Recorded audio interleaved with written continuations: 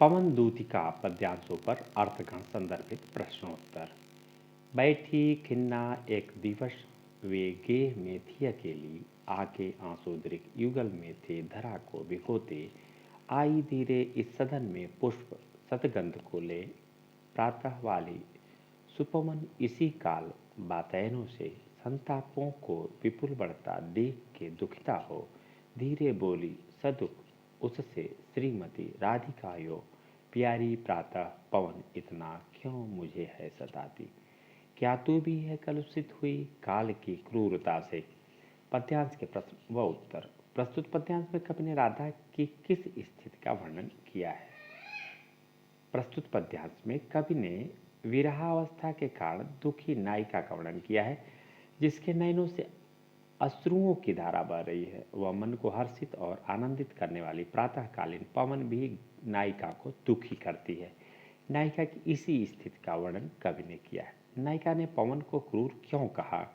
नायिका का मन खिन्न एवं उदास था, उसके नयन अश्रुओं से भरे हुए थे। नायिका की इस दैन्य दशा में प्रातःकालीन पवन जब सभी में उमंग एवं उत्साह का संचार कर रही थी, तब वह नायिका के लिए हृदय विदारक बनकर उसके दुख को बढ़ा रही थी। इसलिए नायिका ने उसे क्रूर कहा। नायिका ने पवन से क्या कहा। नायिका ने पवन से कहा कि वह इतनी क्रूर, निर्दयी व उसकी पीड़ा को बढ़ाने वाली क्यों बनी हुई है। क्या वह भी उसी के समान किसी पीड़ा से व्यथित है।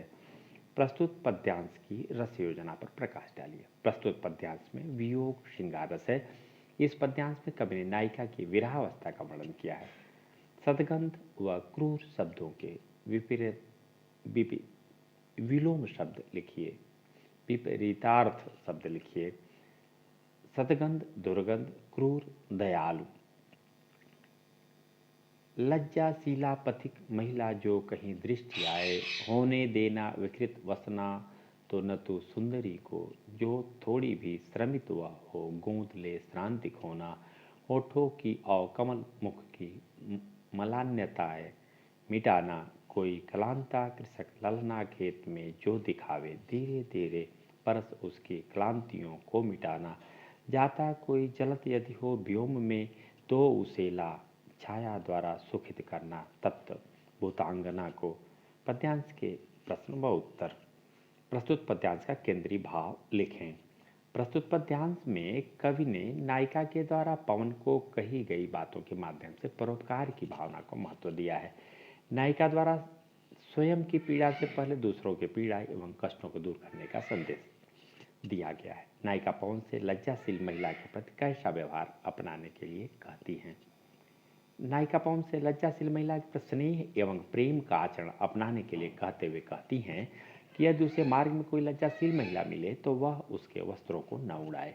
यदि वह उसे थोड़ी थकी हुई लगे तो उसे अपनी गोद में लेकर उसकी थकान और मुख की मलिनता को हर लेना।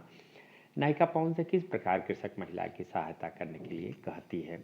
नायिका पवन से कहती है कि यदि उसे मथुरा जाते समय तुम्हें कोई कृषक महिला खेतों में काम करते हुए दिखाई दे, तो उसके पास जाकर अपने स्पर्श से उसकी थकान को मिटा देना। साथ ही आकाश में छाए बादलों को अपने बेग से उड़ाकर उनकी छाया के द्वारा उसे शीतलता प्रदान करना और उसकी सहायता करना। प्रस्तुत पद्यांश के शिल्प सौंदर्य का संक्षेप में वर्णन करें। प्रस्तुत पद्यांश में कवि ने तत्सम शब्दावली युक्त खड़ी बोली का प्रयोग किया है। कवि ने प्रबंध शैली में नायिका की वियोगावस्था का वर्णन किया है। कवि ने रूपक, पुनरुक्ति प्रकाश व मानवीकरण अलंकारों का प्रयोग करके पद्यांश के भाव सौंदर्य में वृद्धि कर दी है। जलद व व्योम शब्दों के दो दो पर्यायवाची। जलद बादल मेघ, व्योम आकाश गगन। सांचे ढाला सकल वपु है दिव्य सौंदर्यशाली, सतपुष्पों सी सुरभि उसकी प्राण संपोषिका है। दोनों कंधे वृषभ वर्षे हैं, बड़े ही सजीले, लंबी बाहें कल्प कर सी शक्ति की पेटिका हैं। राजाओं सा सिर पर लसा दिव्य आपीड़ होगा, शोभा होगी उभय श्रुति में स्वर्ण के कुंडलों की।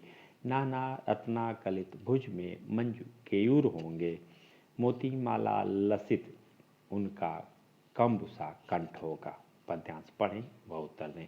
प्रस्तुत पद्यांश में नायिका ने किसे प्राण पोषिका के समान बताया है। प्रस्तुत पद्यांश में नायिका अर्थात राधा पवन को श्री कृष्ण के विषय में बताते हुए कहती हैं कि उनका सुडौल शरीर सांचे में ढला हुआ प्रतीत होता है। उनके तन से आने वाली सुगंध प्राणों को पोषित करने वाली है, अर्थात वह मन को आह्लादित करने वाली है। नायिका ने श्री कृष्ण की क्या क्या विशेषताएं बताई हैं। नायिका श्री कृष्ण की विशेषताएं बताते हुए कहती है कि उनका शरीर सुडौल है, उनके कंधे वृषभ के समान बलिष्ठ हैं, उनकी भुजाएं हाथी की सूंड के समान बलशाली हैं, उनके मस्तिष्क पर राजाओं के समान अपूर्व सौंदर्य से युक्त मुकुट विराजमान है, उनकी गर्दन सुंदर एवं सुडौल है। प्रस्तुत पद्यांश का केंद्रीय भाव संक्षेप में लिखिए। प्रस्तुत पद्यांश में कवि ने नायिका की विरहावस्था एवं श्री कृष्ण के प्रति उनके प्रेम को उद्घाटित किया है। नायिका कृष्ण से दूर ब्रज प्रदेश में है, किंतु उसके मन मस्तिष्क में उनकी छवि विद्यमान है। वह कृष्ण रूप बेल आदि से अत्यधिक आकर्षित है। प्रस्तुत पद्यांश की भाषा शैली संक्षेप में लिखे। प्रस्तुत पद्यांश में कवि ने तत्सम शब्दावली युक्त खड़ी बोली का प्रयोग किया है। कवि ने प्रबंधात्मक शैली में नायिका की विरह व्यथा को प्रस्तुत किया है। भाषा में तुकांतता एवं लयात्मकता का गुण विद्यमान है। अविधा शब्द शक्ति व प्रसाद गुण के प्रयोग से काव्य की भाषा अधिक प्रभावशाली हो गई। स्वर्ण व सुरभ शब्दों के दो दो पर्यायवाची लिखें। स्वर्ण कनक कुंदन, सुरभ सुगंध खुशबू। जो प्यारे मंज उपवन या वाटिका में खड़े हों, छिद्रों में जा कंवड़ित करना वेणुसा कीचकों को, यों होवेगी सुरत उनको सर्व गोपांगना की, जो हैं बंसी श्रवण रुचि से दीर्घ उत्कंठ होती। ला के फूले कमल दल को श्याम के सामने ही, थोड़ा थोड़ा विपुल जल में व्यग्र हो डुबाना। यों देना ए भगनी जतला एक अम्भोज नेत्रा, आँखों को ही विरह विधुरा वारी में बोरती है। पद्यांश पढ़े और प्रश्न के उत्तर दें। राधा श्री कृष्ण को अपना संदेश देने के लिए पवन से क्या कहती हैं। राधा पवन को उसकी विरह अवस्था से श्री कृष्ण को अवगत कराने के लिए बांसों एवं कमल के खिले हुए फूलों को माध्यम बनाने के लिए कहती है। श्री कृष्ण को गोपियों का स्मरण कराने के लिए राधा पवन से क्या कहती हैं। श्री कृष्ण को गोपियों का स्मरण कराने के लिए राधा पवन से कहती हैं कि अगर तुम्हें कृष्ण उपवन में दिखाई दे तो तुम बांस में प्रवेश करके उसे बांसुरी की तरह बजाना, जिससे श्री कृष्ण को उनकी बांसुरी की मधुर आवाज़ सुनने के लिए लालायित गोपियों की याद आ जाए। राधा स्वयं विरहावस्था से श्री कृष्ण को अवगत कराने के लिए पवन को क्या उपाय सुझाती हैं।